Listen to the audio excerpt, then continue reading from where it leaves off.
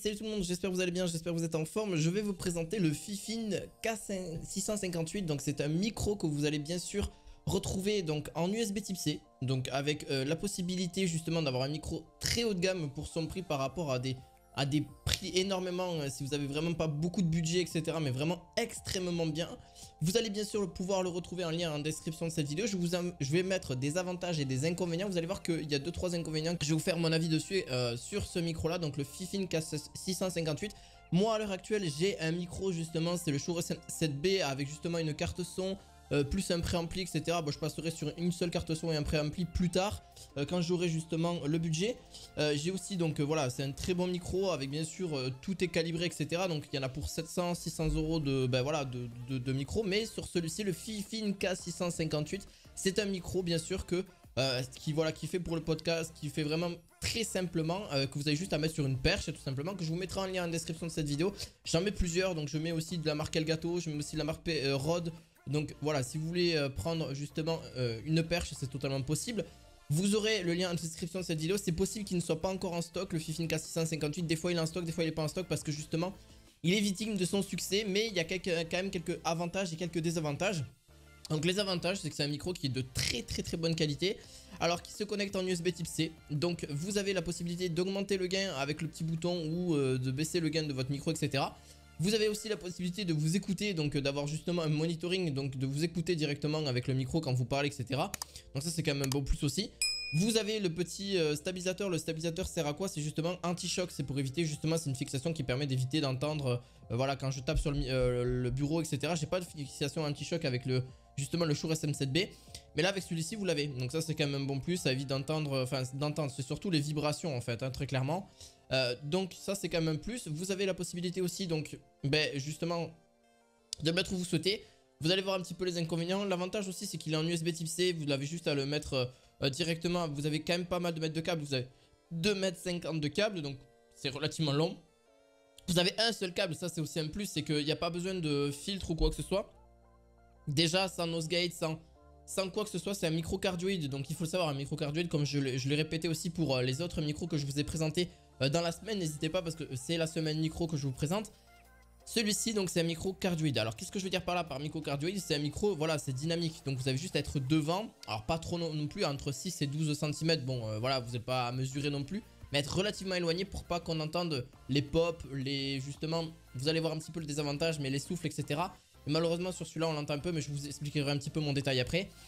Voilà, c'est un très bon micro, mais il a certains petits désavantages. Voilà, ces avantages là, bon c'est que franchement la qualité reste très honnête, surtout pour 100 euros. On est aux alentours de 100-110 euros à peu près au niveau du produit. Ça dépend hein, parce que des fois forcément le prix peut augmenter, le prix peut baisser. Voilà, on est aux alentours d'une centaine d'euros. Il est vraiment très bien, franchement très bon aussi. Alors oui, c'est qu'un micro cardioïde, hein, donc c'est que pour le podcast, pour YouTube, etc. Quand vous êtes tout seul en fait, c'est pas pour plusieurs personnes, il est pas fait pour ça. Donc voilà, c'est vraiment si vous êtes tout seul, si vous êtes à présenter des vidéos, etc. On n'entend pas non plus, si vous écartez forcément du micro, forcément on va moins vous entendre et vous allez moins entendre forcément. Vous pouvez l'utiliser pour ordi fixe, ordi portable, il n'y a aucun souci. Vous pouvez l'utiliser sur Mac, sur PS4, etc. Sur PlayStation 5, Xbox, etc. Sur téléphone c'est un peu compliqué parce qu'il faut un adaptateur, etc. en USB type C, enfin bon bref c'est un peu plus compliqué.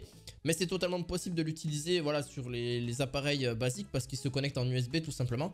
Et il est connecté en USB type C, donc ça c'est quand même un plus aussi, c'est la norme maintenant en USB type C. Donc voilà, franchement ça c'est vraiment le point positif de ce micro. Mais alors les quelques points négatifs c'est que c'est son bras en fait, c'est sa fixation. Justement anti-choc, elle est super bien, mais qu'est-ce qu'elle prend de la place? Elle prend vraiment de la place et des fois si vous voulez vraiment bien, il faut vraiment bien la fixer vraiment correctement pour pas que ça vous gêne devant l'écran pendant que vous êtes en train de jouer ou pendant que vous êtes en train de travailler, pendant que vous êtes en train d'expliquer une vidéo. Voilà, ça c'est le petit côté un petit peu, voilà, c'est pas si ouf quoi. Enfin je trouve pour moi ça prend un peu trop de place, mais bon après c'est une fixation anti-choc. Voilà, c'est un côté avantage et un désavantage, c'est ce que j'ai retrouvé là-dessus qui me gênait un petit peu. Vous avez aussi donc le deuxième et le dernier que j'ai trouvé, c'est que vous êtes trop près ou trop loin.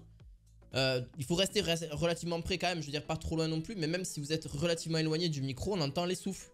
Genre quand vous par exemple vous êtes en train de souffler, quand vous êtes en train, c'est pour ça que restez vraiment, le micro il faut vraiment que vous l'ayez un petit peu plus bas que votre bouche. Je trouve que c'est mieux, certes on va bien vous entendre aussi, mais il faut pas être complètement devant parce que le problème c'est qu'on va entendre votre souffle quand vous allez souffler, etc. Enfin voilà, vous allez respirer quoi, tout simplement. Et par exemple, voilà, si vous faites... voilà, c'est un petit peu le côté contraignant, le souffle, etc. Alors même si vous avez beau baisser, je pense même si vous avez beau changer avec n'importe quel logiciel, que ce soit Voicemeeter ou peu importe, pour changer justement les réglages un petit peu du micro, etc. Mais ça reste quand même audible quoi, enfin on l'entend quoi, très clairement, les souffles, etc. Que vous avez beau changer filtre ou sans filtre, en fait, vous l'entendez quand même. Voilà. Bon, sinon dans l'ensemble, c'est vraiment le seul côté des avantages, sinon ces avantages sont très très bons aussi, hein.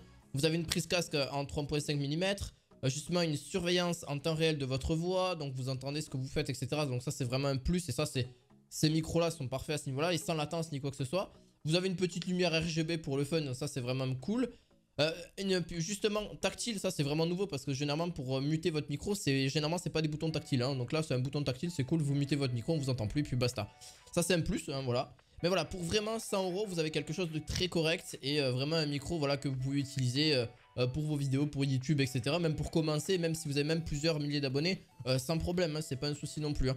Donc voilà, après si vous êtes sur Twitch, etc., je trouve que c'est quand même un bon budget, mais c'est pas non plus trop gros. Donc je trouve que son prix est quand même justifié à ce niveau là. Donc n'hésitez pas à me dire ce que vous en pensez en commentaire. Vous aurez bien sûr les liens, que ce soit des perches et aussi du micro en description de cette vidéo.